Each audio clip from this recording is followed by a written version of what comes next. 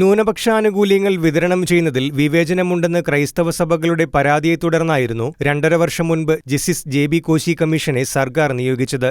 പാട്ന ഹൈക്കോടതി മുൻ chief justice J B. കോശിക്കൊപ്പം മുൻ സിവിൽ സർവീസ് ഉദ്യോഗസ്ഥരായ ഡോക്ടർ ക്രിസ്റ്റി ഫെർണാണ്ടസ്, ഡോക്ടർ ജേക്കബ് പുന്നൂസ് എന്നിവർ ഉൾപ്പെട്ടതായിരുന്നു കമ്മീഷൻ.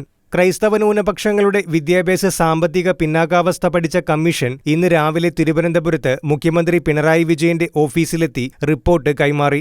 667 പേജുള്ള റിപ്പോർട്ടിൽ 500 നിർദ്ദേശങ്ങളാണ് ഉള്ളത്. 5 ലക്ഷം പരാതികളുടെ അടിസ്ഥാനത്തിലാണ് അന്തിമ റിപ്പോർട്ട് തയ്യാറാക്കിയത്.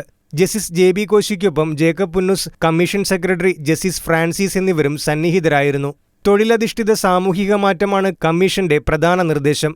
ക്രൈസ്തവരിലെ പിന്നാക്കക്കാർക്കും പരിവർത്തിത ക്രൈസ്തവർക്കും PSC നിയമനങ്ങളിൽ കൂടുതൽ സംവരണം, തീരദേശവാസികൾക്ക് മികച്ചതും പ്രായോഗികവുമായ പുനരധിവാസ പാക്കേജ്, മലയോര മേഖലയിലെ വന്യമൃഗശല്യത്തിനുള്ള പരിഹാരം എന്നിവയും കമ്മീഷന്റെ നിർദ്ദേശങ്ങളിലുണ്ട്.